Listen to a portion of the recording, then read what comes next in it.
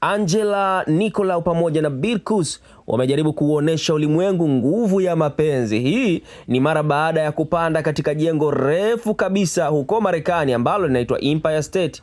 Jengo hilo lina urefu wa futi 1454 na baada ya kupanda huko juu wakaweka bendera lao ambalo lilikuwa na ujumbe mzito wa mapenzi. Lakini kubwa zaidi, baada ya yote haya kutokea, wakawa wamefanya scheduling ya post yao ambayo ilionyesha kwamba walikuwa wanatambua kwamba kitendo walichokifanya sio kitendo kizuri na wamepanda huko juu bila hatua zozote za kiusalama. Sasa kabla sijasoma ujumbe ambao wameandika kwenye post yao hii mpya ambayo wameischedule na imejiposti mara tu baada ya kukamatwa bwana, hebu turudi nyuma kidogo.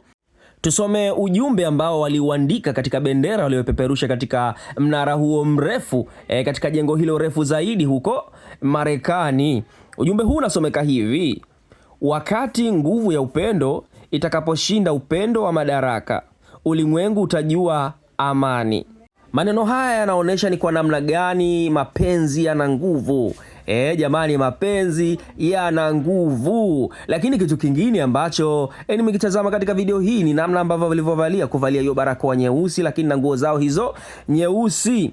Na pia vile kitu ambacho kilichowashangaza watu wengi na maafisa usalama, mapolisi, ni namna ambavyo wamepanda huko juu bila hatua zozote za kiusalama. Jambo hilo lilifanya jeshi la polisi NYPD kutuma helikopta na ndege zisizo na rubani, drones, kufuatilia tukio hilo. Na mara baada ya kushusha ujumbe huo, walishuka hadi jukwaa la chini, na ambapo mwanaume sasa alionekana akimvisha pete huyo bibie, kwamba huko juu walikwenda kuvalishana pete, yani kama kuchumbiana. So ilikuwa ni kwa namna ya kipekee zaidi. Lakini baada ya kukamatwa na polisi majira saa 7 mchana, hakuna majeruhi yoyote yaliyoripotiwa.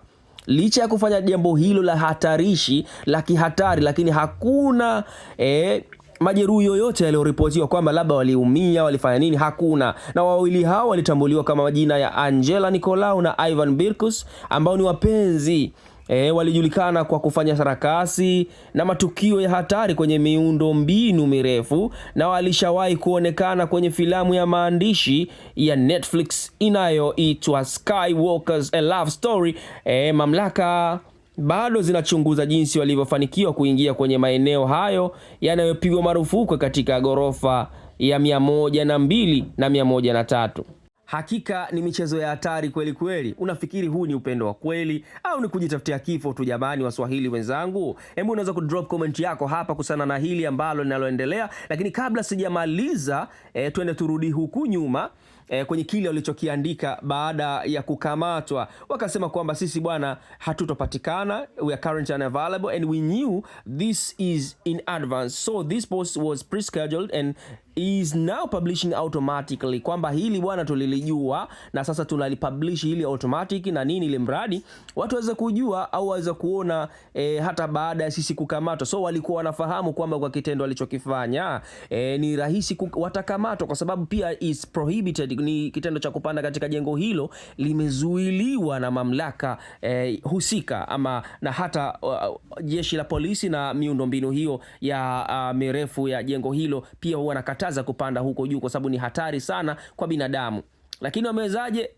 Ni mambo ya mapenzi haya, mapenzi yana nguvu. Mimi naitwa Mswahili na bana, hii ni Afro Media. Usisahau kusubscribe, kulike na kucomment, lakini pia vile usisahau kutufollow katika mitandao yetu ya kijamii, Facebook, Instagram pamoja na Twitter.